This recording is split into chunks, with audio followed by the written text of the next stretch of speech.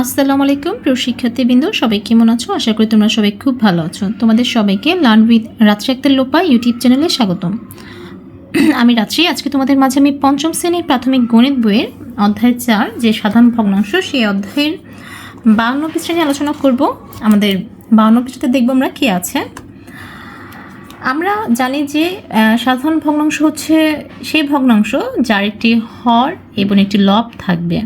আর সাধারণ ভগ্নাংশ 3 রকমের হয়ে থাকে: প্রকৃত ভগ্নাংশ, অপ্রকৃত ভগ্নাংশ এবং মিশ্র ভগ্নাংশ। আমরা এর আগে এগুলো নিয়ে আলোচনা করেছি। আজকে দেখব আমাদের 52 পৃষ্ঠায় কী কী রয়েছে। দেখো, আমাদের এখানে রয়েছে লঘিষ্ঠ আকারে প্রকাশ করি। আচ্ছা, লঘিষ্ঠ মানে হচ্ছে সবচেয়ে ছোট, ঠিক আছে? আর একদম ছোটোভাবে যে ভগ্নাংশটি থাকবে সেটাকে যদি ছোট করা যায় সেইভাবে আমরা প্রকাশ করব। আর ছোট করতে হলে অবশ্যই লব এবং হরকে একই সংখ্যা দিয়ে ভাগ করতে হবে। একই সংখ্যা দিয়ে ভাগ করার পর যদি পরবর্তীতে আর কোনোভাবে ভাগ করা যায় ভাঙা না যায়, তাহলে সেটাই হবে ওই ভগ্নাংশের লঘিষ্ঠ আকার।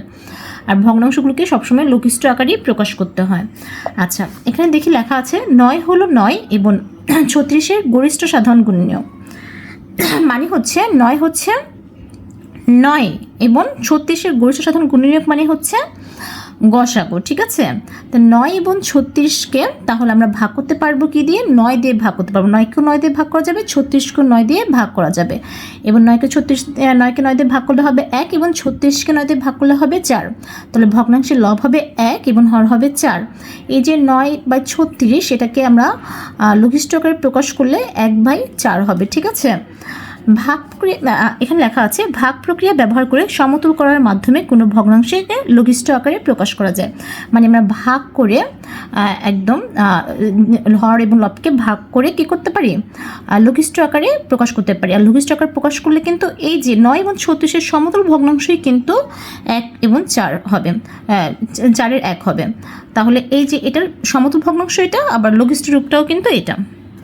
আশা করি বুঝতে পেরেছ। আমরা কিন্তু 9 এবং 36 এটাকে কিন্তু 3 দিয়েও ভাগ করা যেতে পারতো। 3 দিয়ে যদি ভাগ করতাম তাহলে হতো উপরে 3 এবং নিচে হচ্ছে 12। তাহলে সেটাও একটা সমতুল ভগ্নাংশ হতো, কিন্তু এটা কিন্তু লঘিষ্ঠ না, কারণ উপরে যে 3 থাকতো নিচে 12 থাকতো, সেটাকেও আবার 3 দিয়ে কী করা যেত? ভাগ করা যেতে পারতো। ঠিক আছে, আশা করি বুঝতে পেরেছ। মানে আমরা ইচ্ছা করলে এটাকে একদম ছোট সংখ্যা দিয়ে ভাগ করে পরবর্তীতে এই সংখ্যাটা আনতে পারি, কিংবা একেবারে গসাগু ধারা ভাগ করে সরাসরি এই সংখ্যাটা আনতে পারি। আচ্ছা, এখানে কি লেখা আছে? কোনো ভগ্নাংশকে লঘিষ্ঠ ভগ্নাংশে রূপান্তর করতে ওই ভগ্নাংশের লব এবং হরকে গরিষ্ঠ সাধারণ গুণনীয়ক দিয়ে ভাগ করা হয়ে থাকে। তাহলে আমরা বুঝতে পারলাম, যদি কোনো ভগ্নাংশকে লঘিষ্ঠ করতে চাই তাহলে অবশ্যই আমাদের ওই সংখ্যাকে কি করতে হবে? ওই ভগ্নাংশ লব এবং হরকে গসাগু দ্বারা ভাগ করতে হবে, ঠিক আছে? এখন দেখো, এখানে লেখা আছে 15/45 কে লঘিষ্ঠ আকারে প্রকাশ করি। এটাকে লঘিষ্ঠ আকারে প্রকাশ করতে হলে আমরা কিন্তু 15 এবং 45-এর গসাগু বের করতে পারবো। 15 এবং 45-এর গসাগু বের করলে কিন্তু গসাগু হবে হচ্ছে 15ই। তো এই গসাগু 15 যেহেতু হয়েছে, তাহলে 15কে আমরা 15 দিয়ে ভাগ করবো, 45কে 15 দিয়ে ভাগ করবো। 15কে যদি 15 দিয়ে ভাগ করি তাহলে হবে 1, এবং 45কে 15 দিয়ে ভাগ করলে হবে হচ্ছে 3, মানে 3 15 45। একদম সরাসরি এইভাবে গসাগু দিয়ে ভাগ করে করতে পারি। আবার ইচ্ছা করলে আমরা ছোট ছোট সংখ্যা দিয়েও ভাগ করতে পারি। যেমন 15কে আমরা কিন্তু 3 দিয়ে ভাগ করা যায়। 3 দিয়ে ভাগ করলে হবে 3 5 15, আবার 45কেও 3 দিয়ে ভাগ করা যায়, 3 15 45। দেখো, এবার 5 এবং 15 হচ্ছে এটার সমতুল ভগ্নাংশ, কিন্তু এই 5 এবং 15কেও কিন্তু আবার ভাগ করা যায়। যেমন 5কে 5 দিয়ে ভাগ করা যায়, 15কেও 5 দিয়ে ভাগ করা যায়, লব এবং হরকে একই সংখ্যা দিয়ে ভাগ করা যায়, তাহলে কিন্তু 1 এবং 3 হলো। আমরা এইভাবে 2-3 বারে ভাগ করে নিতে পারি ছোটো ছোটো সংখ্যা দিয়ে, কিংবা একেবারে গসাগু দিয়ে ভাগ করেও লঘিষ্ঠ আকারে প্রকাশ করতে পারি। এখানে দেখো, প্রথমে 3 এবং পরে 5 দিয়ে ভাগ করা এবং একেবারে 15 দিয়ে ভাগ করা একই কথা। 15 এবং 45-এর গসাগু হলো 15। হর এবং লবকে গসাগু দ্বারা ভাগ করে খুব সহজেই ভগ্নাংশের লঘিষ্ঠ আকারে পেতে পারি। তাহলে আমরা চেষ্টা করব লব এবং হরের প্রথমে গসাগু বের করব। গসাগু বের করার পর যে গসাগুটা হবে সেটা দিয়ে সরাসরি ভাগ করে দিলে কিন্তু একেবারেই লঘিষ্ঠ আকারে প্রকাশ হয়ে যাবে। বারবার 2-3 করে করার দরকার নেই। আচ্ছা, দেখো, এখানে 3-এ আছে নিচের ভগ্নাংশগুলোকে লঘিষ্ঠ আকারে প্রকাশ করি। আমরা এখানে 6টি ভগ্নাংশ দেওয়া আছে, এই 6টি ভগ্নাংশকে আমরা লঘিষ্ঠ আকারে প্রকাশ করব। তাহলে আমরা কিভাবে করব? দেখো,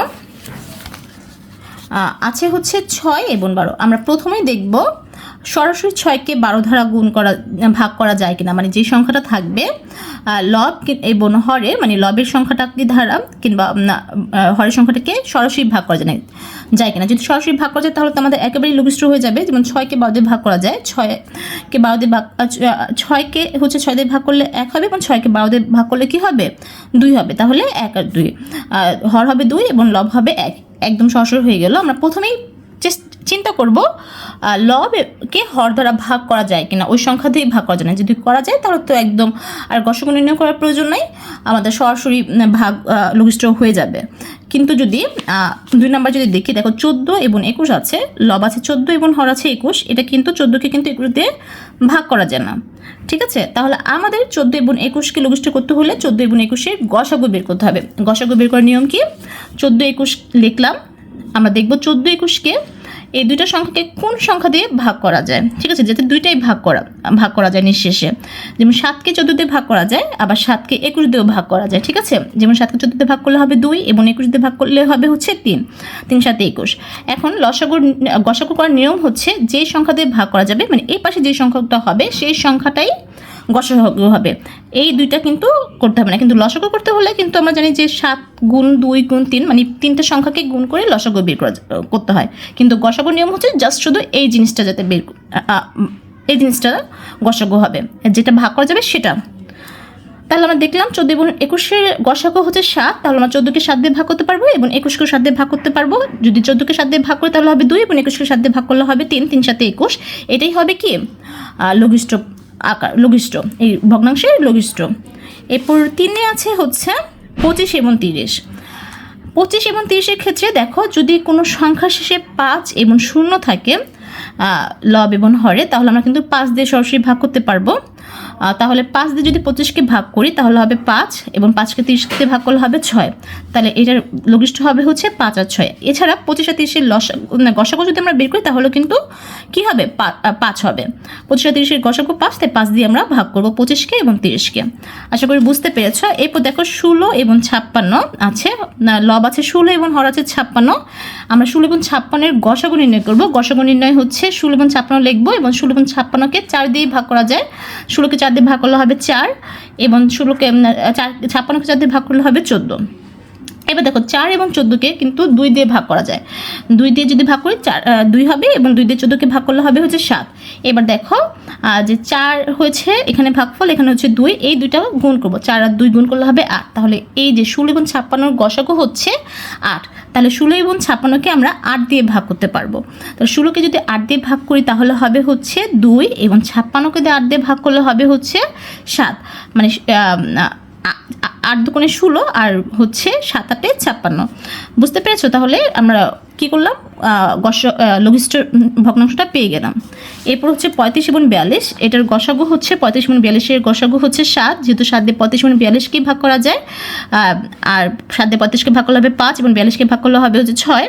তাহলে আমাদের 7 হচ্ছে আমাদের গসাগু। এবার 7কে 35 দিয়ে ভাগ করলে 5 হবে এবং 7কে 42 দিয়ে ভাগ করলে হবে 6। এরপর 6 নাম্বার ছিল 20 এবং 80। যদি কোনো লব এবং হরে শূন্য থাকে, সেই একই সংখ্যক শূন্য কী করতে পারি, আমরা কাটাকাটি করতে পারি। যেমন লবের শূন্যটা একটা কাটলাম এবং হরের শূন্য একটা কাটলাম, একাধিক শূন্য হলো সমান সমান শূন্যগুলো আমরা কেটে দেব। তারপর যে সংখ্যাটি থাকে সেটা হলো 2 এবং 8। 2কে 8 দিয়ে ভাগ করা যায়, 2কে 2 দিয়ে ভাগ করলে হয় 1 এবং 2কে 8 দিয়ে ভাগ করলে হবে 4। তাহলে আমাদের এই 20 এবং 80 এই ভগ্নাংশটির লঘিষ্ঠ হবে হচ্ছে 4-এর 1। আশা করছি তোমরা বুঝতে পেরেছো আজকের ক্লাসটি যে কিভাবে আমরা ভগ্নাংশগুলোকে লঘিষ্ঠ আকারে প্রকাশ করব। তো আজকে আমাদের ক্লাসটি ছিল এই পর্যন্তই। আমরা 52 পৃষ্ঠার অঙ্কগুলো সমাধান করলাম, সহজ নিয়মে লঘিষ্ঠ আকারে প্রকাশ করার নিয়ম জানলাম এবং গসাগু নির্ণয়েরও একটু নিয়ম জানলাম। তো তোমাদের কেমন লেগেছে অবশ্যই আমাকে কমেন্টস করে জানাবে, ভালো লাগবে বন্ধুদের সাথে শেয়ার করবে। আমার চ্যানেল নতুন হয়ে থাকলে সাবস্ক্রাইব করতে ভুলবে না। সবাই ভালো থাকো, সুস্থ থাকো, আল্লাহ হাফেজ।